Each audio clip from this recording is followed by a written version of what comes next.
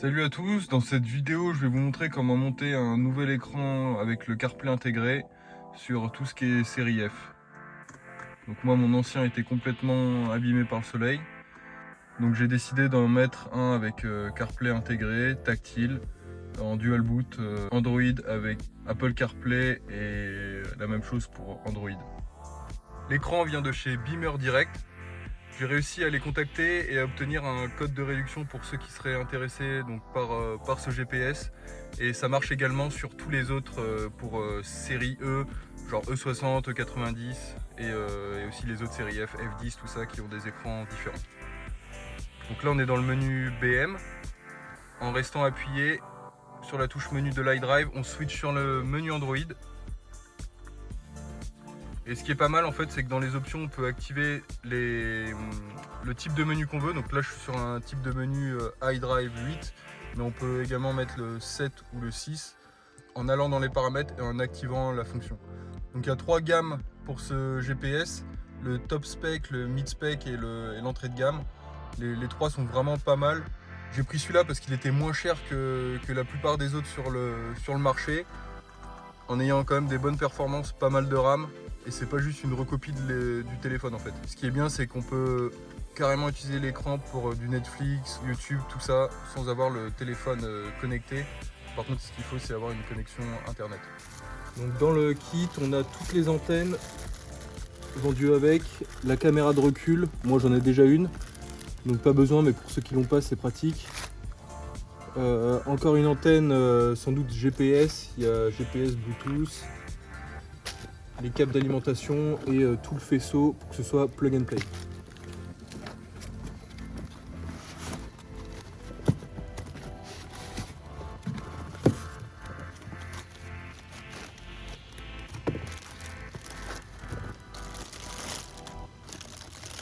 Donc voilà le nouvel écran qui est plus grand que le GPS professionnel, c'est un 10 pouces, 10 pouces et demi il me semble. Donc on va tout de suite passer au montage. Avant de procéder au démontage, ce qu'on va faire, c'est déconnecter la batterie. Donc sur la F30, c'est sur le côté comme ça. On prend la clé de 10. Voilà. Et on vient juste enlever le moins. Voilà, donc comme vous pouvez le voir, moi, mon écran il a pris cher à cause du soleil au Texas. Parce que ça tapait fort sur l'écran, le tableau de bord. Donc en fait ça a décollé le plastique qui est devant le LCD. Donc pour commencer, on va passer au démontage de l'insert en alu et ensuite de la console de clim pour accéder au faisceau électrique. Bon là, ce qui est conseillé, c'est quand même de prendre un petit support en plastique en fait pour rien abîmer. Et on vient tout déclipser.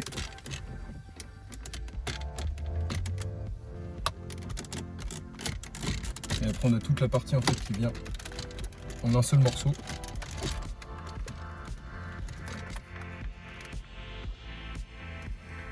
On enlève les deux connecteurs.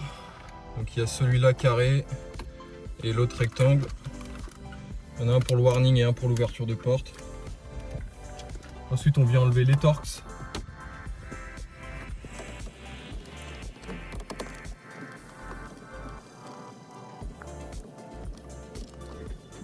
Et des deux autres qui sont en dessous.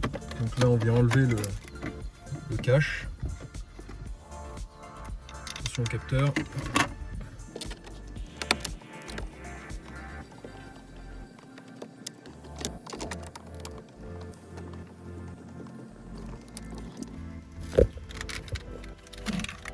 Et on déconnecte la console. On peut donc passer au démontage de ces 4 Torx qui tiennent le boîtier qui sert pour la radio, la vidéo et le lecteur CD.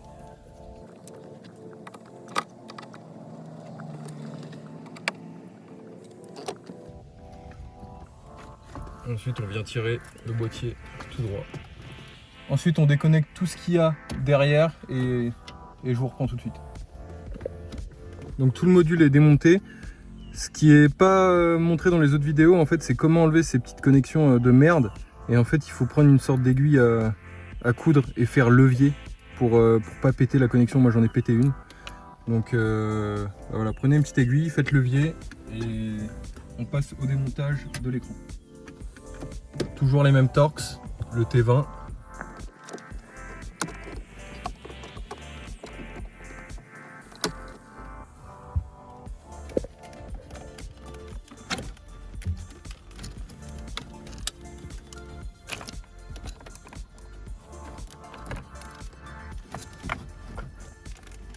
Et on peut venir retirer l'ensemble. Ce qu'on vient faire, c'est retirer les deux fils de fibre optique. En fait, c'est les fils verts. Donc il faut maintenir le petit connecteur, les sortir. Et on vient les plugger sur le nouveau.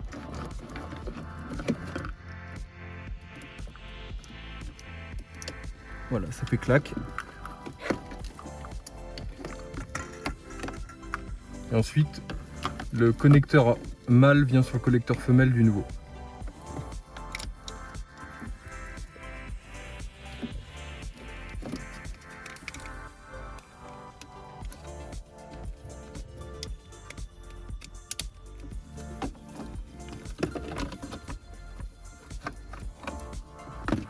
Ce qu'on va faire, c'est qu'on va venir récupérer les connecteurs blancs du faisceau fourni avec et on vient rajouter ces trois connecteurs. Donc il y a les antennes, ça doit être GPS et Bluetooth, non GPS et 4G et l'USB. On vient passer ça et on les fait ressortir là-haut. On passe donc aux connexions. Ce qu'on va faire, c'est d'abord mettre le câble vidéo violet et l'antenne bleue. Et ensuite, on passe au connecteur blanc. L'écran est en place, j'ai branché tous les connecteurs. Il faut bien vérifier que les connecteurs blancs soient bien clipsés au fond parce que c'est un peu galère. Et on peut venir visser donc l'écran avec le Torx T20 comme au démontage. Ensuite, on va venir pousser tout le faisceau bien au fond. Ce qu'il va falloir faire, c'est coller l'antenne Wi-Fi et l'antenne GPS sur un support plastique en fait qui est au fond de la boîte à gants, surtout pas sur un truc en métal. Et il faut également venir connecter la prise jack sur l'auxiliaire de la boîte à gants. Donc pour ça, on va démonter cette partie-là. Donc pareil, support en plastique de préférence.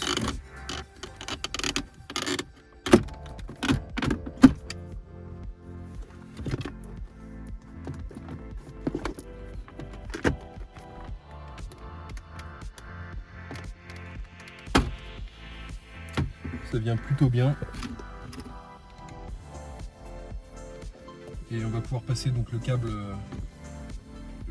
jack par-dessous tout ça. Je vous reprends quand c'est fait. Donc le câble auxiliaire est bien passé. On va pouvoir refermer ça.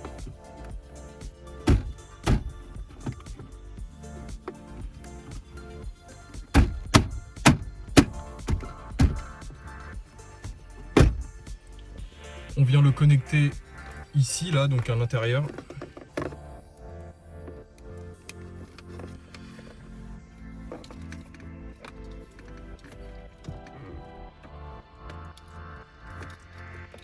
Il faut également passer les câbles, les sorties USB si vous les voulez.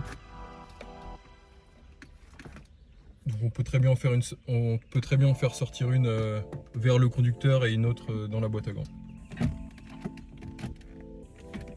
Donc ça, vous les faites passer un peu comme vous voulez. Moi, j'en aurais pas forcément l'utilité. Je vais quand même les faire sortir en dessous, mais je pense pas que je m'en sers bien.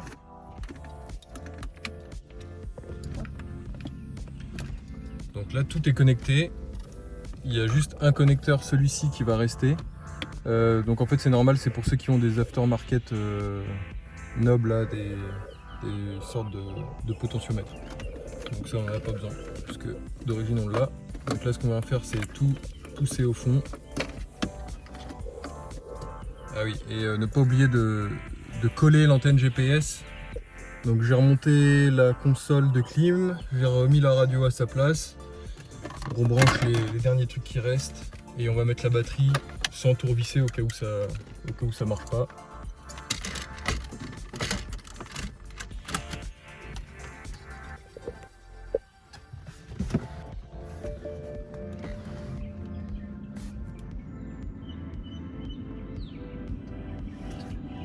Voilà, tout s'allume. Maintenant, il va falloir configurer tout ça. Donc l'écran, les paramètres et tout le reste. Donc je m'occupe de ça et je vous montre ce que ça donne. Donc là, on est sur le menu Android.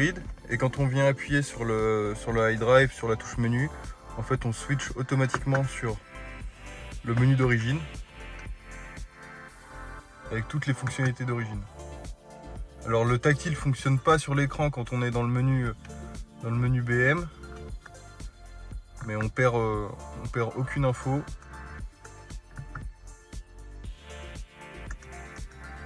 Donc ça, c'est plutôt pas mal. On peut toujours se connecter en Bluetooth. Et la commande au volant fonctionne avec l'affichage tête haute pour tout ce qui est musique, gestion des musiques. Donc là, en restant appuyé sur la touche menu, on arrive donc sur le menu de type iDrive 8. On peut mettre 6 ou 7, il suffit d'activer les options. Ça va être l'application pour le Apple CarPlay. On a aussi un dashboard numérique et pas mal d'options configurables. Après, ce qui est pas mal, c'est qu'on peut aussi ajouter ses propres applications. Donc voilà, si vous voulez mettre YouTube, Netflix, MHD, Beamer Code, on peut absolument tout mettre. Voilà, donc si vous avez des questions, je ferai peut-être une vidéo un peu plus poussée sur les différentes options du GPS. J'espère que la vidéo vous aura plu et si vous avez des questions, mettez-les en commentaire ou envoyez-moi un message sur Instagram.